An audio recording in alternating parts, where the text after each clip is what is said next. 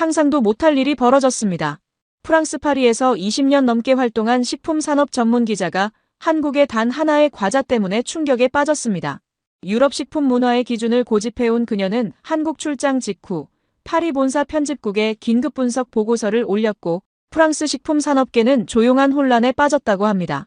단순한 간식이라 여겼던 초코파이. 하지만 그녀는 이렇게 말했습니다. 그건 과자가 아니었습니다. 도시를 움직이는 전략이었어요. 그리고 결국 유럽 식품업계는 한국의 초코파이 시스템을 공식 분석 대상으로 올릴 수밖에 없었다고 합니다. 도대체 한국에서 무슨 일이 있었던 걸까요? 지금부터 그 놀라운 이야기를 전해드립니다. 사연을 시작하기 전 여러분의 구독과 좋아요는 콘텐츠 제작에 큰 힘이 됩니다. 전 세계의 식문화가 조용히 재편되고 있습니다. 자부심과 브랜드로 앞서가던 유럽은 사람과 도시를 함께 설계한 한국의 전략 앞에서 새로운 질문을 던지고 있었죠. 그리고 그 시작은 한 프랑스 기자가 진천이라는 작은 도시에서 바나나맛 초코파이 한 입을 베어 문 순간부터였습니다. 저는 프랑스 파리의 라 트리뷴 구르망드에서 기자로 일하고 있는 클레르 모로입니다. 식품 산업 전문 기자로 일한 지도 벌써 20년이나 됐네요. 파리는 매일 아침 빵 냄새가 골목을 채우는 도시입니다. 바게트, 브리오슈, 크루아상. 우리에게 빵은 단순한 음식이 아닌 문화이자 철학이에요. 그래서인지 먹는 건 곧 문화라고 믿었죠. 그래서였을까요? 회사에서 제게 한국 출장을 지시했을 때 저는 실수를 참을 수 없었어요. 초코파이. 그 인스턴트 간식을요? 편집장 마르셀이 제 책상 위에 갈색 포장지에 작은 과자를 올려놓았습니다. 편의점에서나 팔리는 단순 과자. 프랑스 식품업계에선 이런 것은 진지한 분석 대상이 아니거든요. 이게 아시아와 동유럽 시장을 석권하고 있어. 한국 회사가 충청북도 진천에 4천억 원 규모의 신규 공장을 짓는다는군. 저는 반쯤 열린 과자 포장을 물끄러미 쳐다봤습니다. 초콜릿 코팅에 마시멜로 필링이 든 평범한 디저트. 이런 것 때문에 지구 반대편까지 가야 한다니. 공장은 아직 착공 단계인데 벌써 도시가 변하고 있다는 보고가 있어. 그 현장을 취재해봐. 내키지 않았지만 어쩔 수 없이 취재에 나섰습니다. 비행기 안에서도 마음은 반신반의했어요. 정말 간식 하나가 도시를 움직인단 말인가? 어쩌면 전형적인 마케팅 과장이겠죠. 하지만 인천공항을 지나 진천에 도착했을 때 제 눈에 들어온 건 예상과는 다른 풍경이었습니다. 시장에 들렀더니 상인들이 모여 수군거리고 있었어요. 이번엔 규모가 크다던데 햇빵 공장 들어올 때보다 더 크다잖아. 우리 가게도 테이블 2개 더 놔야겠어. 공사 인부들 식사 수요가 늘 테니까. 버스 안에선 교복 입은 학생들의 대화가 귀에 들어왔습니다. 오리온 입사특강 신청했어? 취업 준비반 인원이 2배로 늘었대. 우리 엄마도 지역 주민 채용 연계 교육 알아본대. 오리온이라는 이름, 초코파이라는 단어가 이 작은 도시의 공기 속에 스며들어 있었습니다. 아직 공장은 그림자조차 보이지 않았지만 사람들의 표정은 이미 달라져 있었어요. 낯선 외국인인 저를 향한 경계심 대신 기대와 분주함이 골목마다 퍼져 있었죠. 호텔 체크인을 하며 창밖을 바라봤습니다. 저 멀리 대형 공사 현장이 보였어요.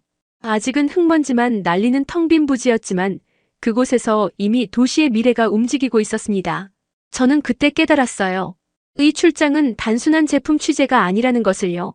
초코파이라는 과자가 이 도시에서 어떤 의미를 지니는지부터 알아봐야겠다는 생각이 들었습니다. 그러고 보니 저 역시 아직 그걸 한 번도 먹어본 적이 없더군요. 초코파이를 직접 맛보기 전에 저는 먼저 진천이라는 도시를 더 알아보기로 했습니다. 마르셀 편집장은 공장보다 도시가 먼저 움직인다는 말을 했었죠. 그 의미를 확인하고 싶었어요. 아침 일찍 호텔을 나서자 테크노폴리스 산업단지로 향하는 버스가 보였습니다. 평일 아침 7시 버스는 이미 사람들로 북적였어요. 대부분 작업복을 입은 건설 노동자들이었죠. 간간히 정장 차림의 사람들도 보였습니다. 이 버스는 원래 이렇게 붐비나요? 그 옆자리 아주머니께 물었어요. 아이고 6개월 전만 해도 한산했지. 오리온 공장 짓기 시작하면서 사람들이 몰려들었어. 버스 배차도 2배로 늘었다니까. 아주머니는 자신을 김영희 씨라고 소개했습니다. 진천에서 20년 넘게 살았다고 하더군요. 예전에 햇빵 공장 들어올 때도 이랬어요. 근데 이번엔 규모가 달라. 소문에 4천억 원짜리 공장이라던데 우리 동네에 그런 돈이 들어온 적이 없지. 테크노폴리스 산업단지에 내려 주변을 둘러봤습니다. 여기저기 크레인이 하늘을 찌르고 공사 소음이 귓가를 울렸죠.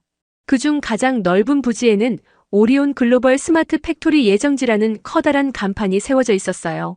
아직은 흙먼지만 날리는 평지였지만 2년 뒤에 여기에 첨단 식품 공장이 들어설 예정이었습니다. 주변을 둘러보니 임시 사무실 컨테이너가 눈에 띄었어요.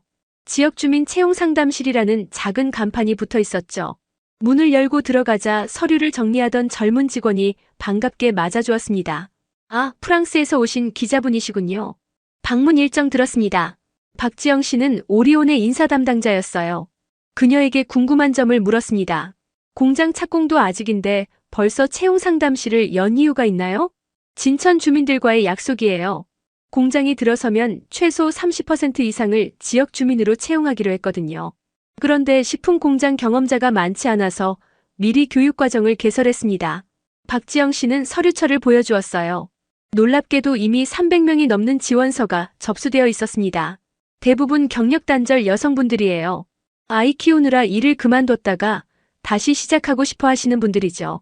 특히 50대 주부들이 많아요. 점심시간 식당가를 찾았습니다. 대부분의 가게 앞에는 공사 인력 식사 환영이라는 문구가 붙어 있었어요. 한 식당에 들어가 김치찌개를 주문했죠. 주인 아주머니는 바쁘게 서빙을 하면서도 제게 말을 걸었습니다. 외국분이세요? 요새 외국인도 많이 오네. 우리 가게 매출이 2배로 뛰었어요. 내후년에 공장 완공되면 더 바빠질 텐데 이러다 딸내미도 불러와야 할지도 모르겠네. 진천읍으로 돌아오는 길 학원가를 지나치다 특이한 간판을 발견했습니다. 오리온 취업 대비반이라고 적힌 간판이었죠.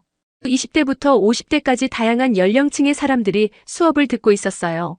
온종일 진천을 둘러보며 저는 이상한 감정을 느꼈습니다. 눈에 보이는 공장은 없는데 사람들의 표정과 말투, 심지어 도시의 공기까지 이미 변해 있었거든요. 아직 오지 않은 미래를 향한 기대감이 이 작은 도시를 움직이고 있었습니다. 진천의 분위기를 느낀 다음 날, 저는 드디어 오리온 본사 관계자들과의 간담회에 참석했습니다. 서울 본사까지 2시간을 달려 도착한 곳은 현대적인 디자인의 건물이었어요. 로비에는 다양한 디자인의 초코파이들이 전시되어 있었죠. 모로 씨, 환영합니다. 프랑스에서 오신 첫 기자분이네요. 오리온 마케팅부 김태준 이사가 제게 악수를 청했습니다. 그의 안내로 컨퍼런스룸에 들어서자 테이블 위에는 초코파이 샘플들이 놓여 있었어요. 원형, 사각형, 다양한 색상의 패키지들이 눈에 들어왔습니다. 먼저 드셔보시겠어요? 김 이사가 한국 초코파이를 건넸죠. 저는 솔직히 말했습니다. 프랑스에서 이런 제품은 그냥 싸구려 간식으로 취급받아요. 마카롱이나 에클레어 같은 전통 디저트와는 비교가 안 되죠. 김 이사는 미소를 지으며 고개를 끄덕였어요. 처음 그렇게 생각하는 분들이 많습니다. 하지만 일단 한번 맛보시죠. 포장을 뜯어 초코파이를 반으로 잘라봤습니다. 부드러운 케이크 사이에 하얀 마시멜로 크림이 들어있었어요. 한 입 베어 물자 의외로 부드러운 식감이 느껴졌습니다. 달지만 느끼하지 않고 케이크와 마시멜로의 조화가 나쁘지 않았어요. 생각보다 맛있네요. 그 순간 테이블 위에 놓인 다른 샘플들이 눈에 들어왔습니다. 녹차맛, 고구마맛, 딸기맛 다양한 맛의 초코파이가 있었습니다. 이걸 다 시장 조사해서 만든 건가요? 김 이사는 고개를 끄덕였습니다. 각 나라마다 선호하는 맛이 있어요. 단순히 한국 제품을 수출하는 게 아니라 현지인들의 입맛에 맞춘 제품을 개발하죠. 이어서 제품 개발 프로세스에 대한 설명이 시작됐습니다. 국가별 소비자 조사, 맛 테스트, 패키지 디자인 연구까지. 이건 단순한 제품 개발이 아니라 문화 연구에 가까웠어요. 예를 들면 중국 북부와 남부의 소비자들은 당도 선호도가 달라요. 러시아 소비자들은 차와 함께 먹는 경우가 많아서 좀 더 단단한 구조로 설계했고요. 이어서 보여준 슬라이드가 저를 놀라게 했습니다. 소비자들의 먹는 방식까지 분석해 제품에 반영했다는 거예요. 러시아인들은 초코파이를 반으로 갈라 먹는 경우가 많아 내부 구조를 조정했고, 베트남에서는 작은 조각으로 나눠 먹는 경향이 있어 미니 사이즈를 출시했다고 합니다. 저희는 단순히 과자를 팔지 않아요. 경험과 문화를 판매하는 거죠. 프레젠테이션이 진행될수록 제 생각이 바뀌기 시작했습니다. 이건 단순한 감성 마케팅이 아니었어요. 치밀한 계산과 문화 분석, 그리고 소비자 심리 연구가 담긴 전략이었습니다. 한국인들은 초코파이를 어떻게 먹나요? 궁금해서 물었습니다. 우리나라에서는 우유와 함께 먹는 경우가 가장 많아요. 그래서 우유에 담갔을 때 적절히 부드러워지면서도 형태가 유지되도록 설계했죠. 간담회를 마치고 나오면서 저는 생각했습니다. 이건 감성파리가 아니었어. 철저한 전략이었던 거야. 초코파이는 단순한 과자가 아니라 문화를 연구하고 감성을 설계해 세계를 설득하는 도구였던 거죠. 호텔로 돌아오는 택시 안에서 저는 가방에서 간담회에서 받은 초코파이 하나를 꺼내 다시 맛보았습니다. 이제 그 달콤함 속에서 복잡한 전략과 문화적 코드가 보이는 듯 했어요.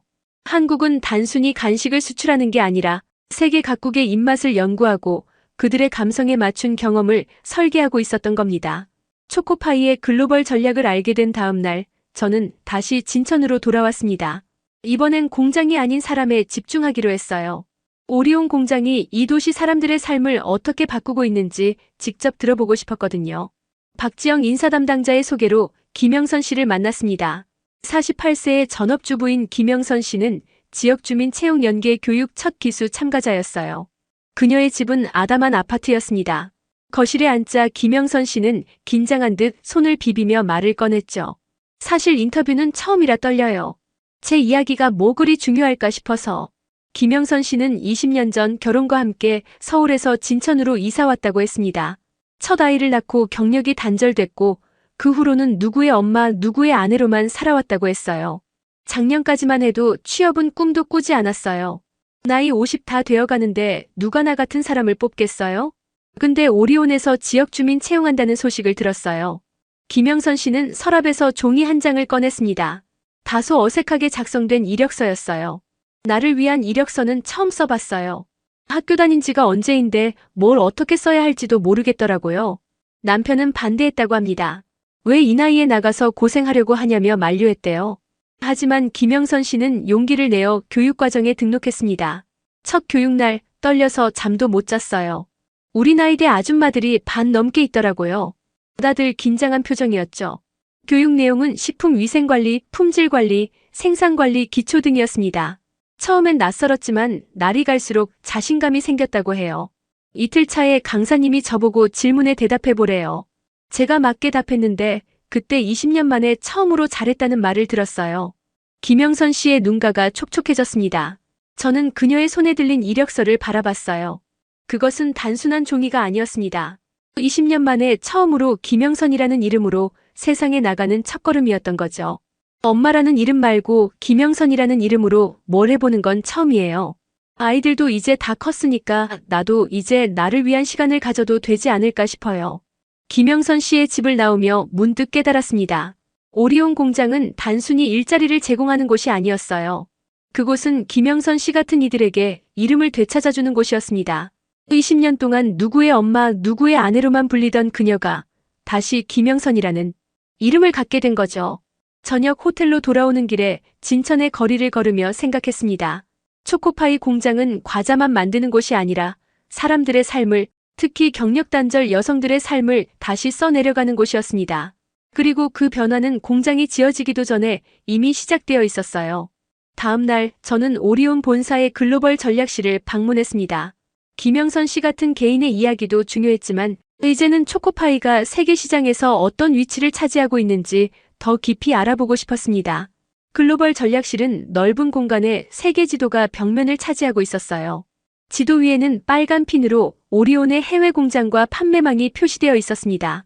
중국, 러시아, 베트남, 인도에 이르기까지 생각보다 훨씬 넓게 퍼져 있었죠. 우리는 이미 해외에 5개의 현지 공장을 운영하고 있습니다. 박성호 글로벌 전략팀장이 설명을 시작했습니다. 그는 노트북을 열어 매출 데이터를 보여주었어요. 2023년 기준 오리온 총 매출은 약 3조 2천억 원입니다. 그중 해외 매출이 절반 이상을 차지해요.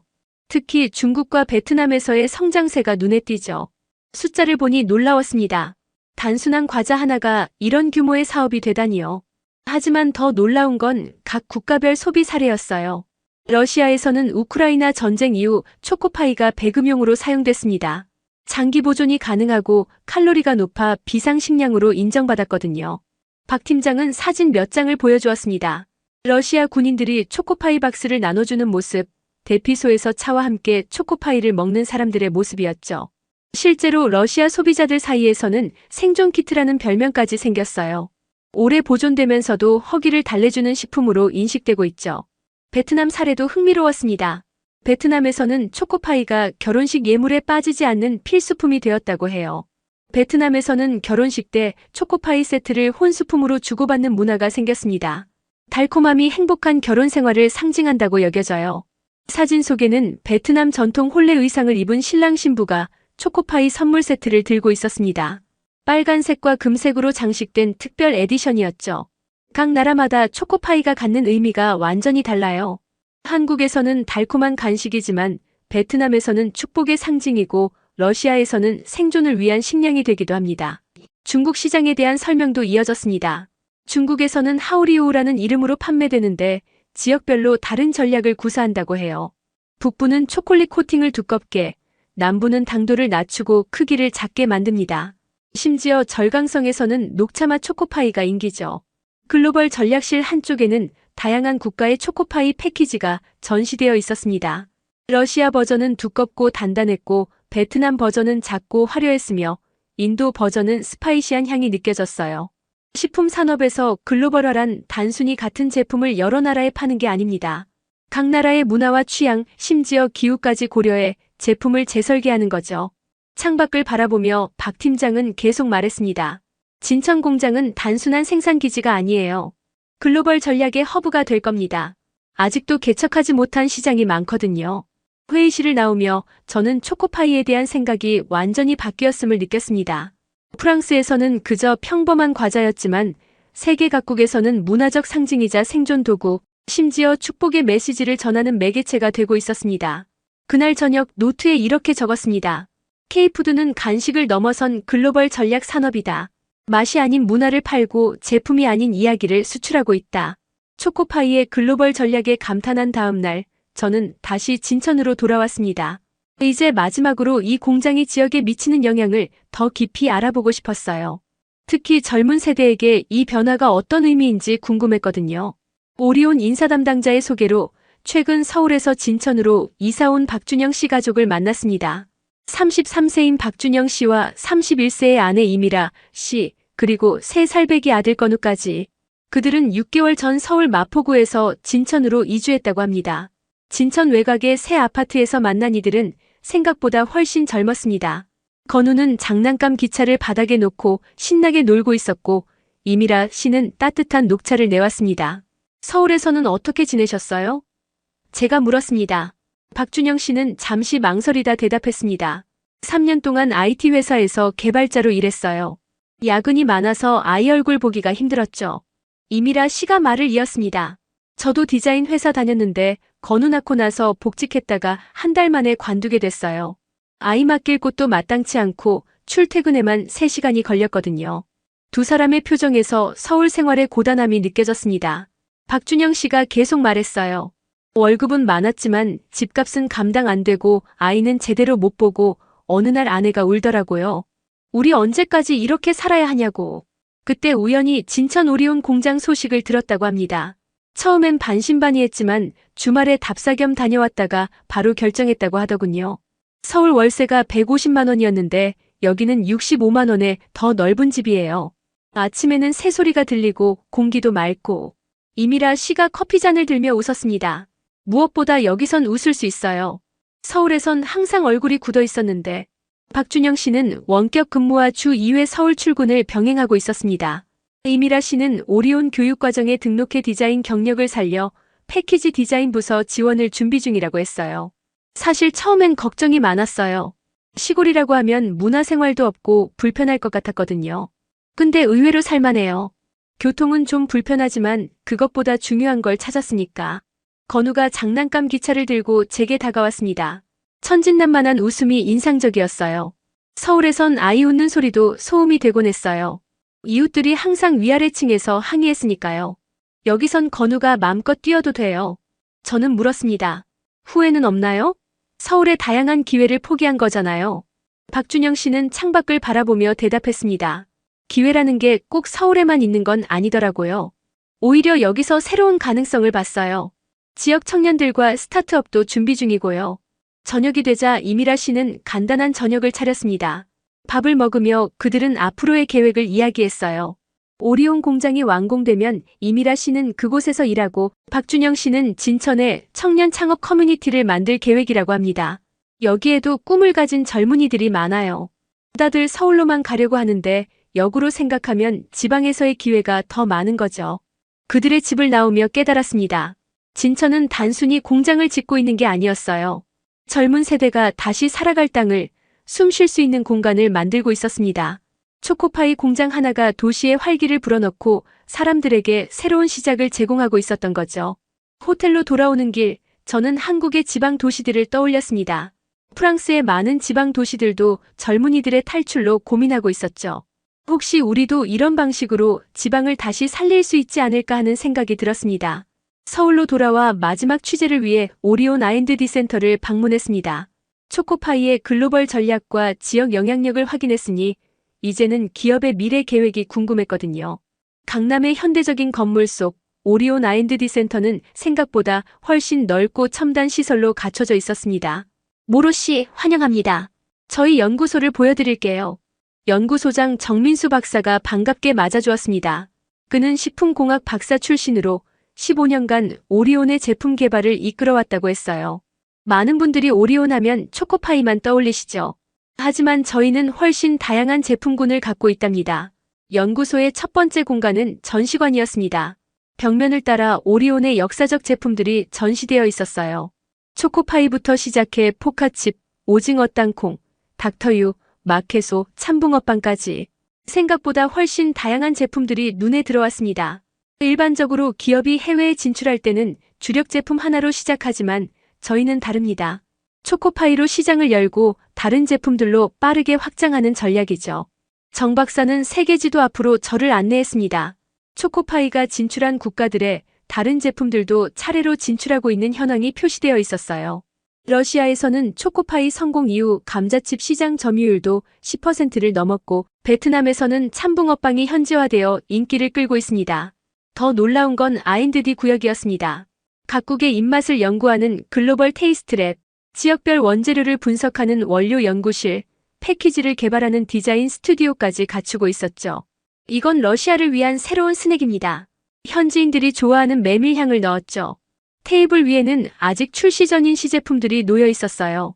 중국 시장을 위한 마라맛 과자, 베트남을 위한 코코넛 초코파이, 심지어 인도 시장을 겨냥한 커리맛 스낵까지 있었습니다. 저희는 단순히 한국 제품을 수출하는 것이 아니라 각 나라의 입맛에 맞는 현지 제품을 개발하고 있어요. 심지어 현지 원료를 사용해 현지 공장에서 생산하죠. 중국시를 방문했을 때는 더 놀라웠습니다. 중국 직원들이 중국어로 회의를 진행하고 있었어요. 정 박사의 설명에 따르면 각 국가별 전담팀이 있어 현지 시장을 연구한다고 합니다. 중국에서는 하오리우 호우츠 같은 현지의 한정판도 출시합니다. 한국에서는 볼 수 없는 제품이죠. 완전히 현지 입맛에 맞춘 상품이에요. 현지화 전략실에서는 더 흥미로운 자료를 보여주었습니다. 각 국가의 명절, 기념일에 맞춘 특별 패키지들, 현지 유명 캐릭터와 협업한 제품들까지, 심지어 러시아 정교회 기념일을 위한 특별 에디션도 있었어요. 초코파이는 이제 그냥 과자가 아닙니다. 문화 플랫폼이자 글로벌 비즈니스 모델이죠. 마지막으로 본 곳은 미래 연구실이었습니다. 그곳에서는 건강기능식품부터 친환경 패키지까지 다양한 미래 프로젝트가 진행 중이었어요. 진천 공장은 단순한 생산 기지가 아닙니다. 아시아를 넘어 유럽과 북미 시장을 겨냥한 글로벌 허브가 될 거예요. 연구소를 나오면서 저는 깨달았습니다. 오리온은 단순히 초코파이를 만드는 회사가 아니었어요. 그들은 식품을 통해 문화를 연결하고 감성을 설계하며 세계 시장을 공략하는 글로벌 전략가들이었습니다. 노트북을 열어 마지막 메모를 적었습니다. 이건 식품이 아니라 다국적 전략 플랫폼이다. 초코파이는 시작에 불과했다. 프랑스 식품업계도 이런 접근법에서 배울 점이 많겠다는 생각이 들었습니다. 단순히 맛있는 제품을 만드는 것을 넘어 문화와 감성을 섞어 세계로 나아가는 전략 말이죠. 인천공항 프랑스로 돌아가는 비행기를 기다리며 저는 지난 일주일간의 취재 내용을 정리했습니다. 처음엔 단순한 과자 공장 이야기라고 생각했는데 이제는 그보다 훨씬 더 깊은 의미를 발견한 기분이었어요. 파리에 돌아온 지 일주일째, 저는 마침내 초코파이 르포 기사를 완성했습니다. 편집실에 앉아 마지막 문장을 타이핑하는 순간 한국에서의 모든 기억이 물밀듯이 밀려왔어요. 기사 제목은 단 하나였습니다. 초코파이 효과 간식 하나가 도시를 준비시키다. 마르셀 편집장은 제 원고를 읽더니 놀란 표정을 감추지 못했습니다. 정말 과자 하나가 이런 영향을 미친다고? 좀 과장된 것 아냐? 처음 한국으로 떠날 때 제가 했던 질문과 똑같았죠. 저도 그때는 이해할 수 없었습니다. 어떻게 단순한 초콜릿 과자 하나가 도시를 바꿀 수 있을까요? 하지만 제 기억 속에는 분명한 증거들이 있었습니다. 20년 만에 자신의 이름을 되찾은 김영선 씨의 반짝이는 눈동자. 서울을 떠나 진천에서 다시 웃음을 찾은 박준영 가족의 평온한 모습. 전 세계 입맛을 연구하며 미래를 준비하는 오리온 R&D 센터의 열정적인 연구원들. 이 기사는 프랑스 식품 산업에 시사하는 바가 크군. 편집장이 말했습니다. 단순히 맛있는 빵이나 치즈를 만드는 것을 넘어서야 한다는 거지. 맞아요. 한국이 보여준 건 제품 그 자체보다 제품이 만들어내는 사회적 변화에 대한 비전이었습니다. 저는 취재 노트를 펼쳐 진천에서의 마지막 날을 떠올렸습니다. 공사 현장 주변으로 모여든 지역 주민들, 새 일자리를 기대하며 교육받는 주부들, 지역 상권의 활기찬 모습들. 그것은 단순한 경제적 효과를 넘어선 무언가였어요. 편집실 창밖으로 에펠탑이 보였습니다. 프랑스는 세계 최고의 식문화를 자랑하지만 우리는 혹시 그 자부심에 갇혀 더 큰 그림을 놓치고 있는 건 아닐까 하는 생각이 들었습니다. 프랑스의 식품 기업들은 품질과 전통에 집중하죠. 하지만 한국의 오리온은 그것을 넘어 문화적 연결고리를 만들고 지역 사회를 변화시키는 촉매제 역할을 하고 있었어요. 컴퓨터로 돌아와 마지막 문단을 다듬었습니다. 한국은 간식을 만드는 나라가 아닙니다. 그들은 사람을 움직이고 도시를 일으키며 미래를 설계합니다. 초코파이는 단순한 과자가 아닌 변화의 촉매제였습니다. 그리고 그 변화의 시작점을 저는 진천에서 목격했습니다. 원고를 제출하고 사무실을 나서며 가방에서 한국에서 가져온 초코파이 하나를 꺼냈습니다. 파리의 카페 테라스에 앉아 에스프레소와 함께 그것을 먹어보았어요. 맛은 여전히 단순했지만 이제 그 안에서 더 깊은 이야기를 느낄 수 있었습니다. 다음 날 아침 라 트리뷴 구르망드의 편집회의에서 제 기사가 다음호 표지로 결정되었습니다. 편집장은 프랑스 식품 기업들에게도 이 사례가 중요한 교훈이 될 거라며 후속 기사도 준비해보라고 제안했어요. 사무실 책상에 앉아 컴퓨터 화면을 바라보며 생각했습니다. 초코파이라는 작은 과자가 이렇게 큰 파장을 만들어낼 줄은 처음에는 상상도 못했죠. 하지만 이제는 알았습니다. 식품은 단순한 맛이나 영양 이상의 것이라는 사실을요. 초코파이 이펙트, 결국 한국은 간식을 만드는 나라가 아니라 사람을 준비시키는 나라였던 거야. 그것이 제 기사의 마지막 문장이었고 그 문장을 통해 프랑스 독자들에게 전하고 싶었던 메시지였습니다.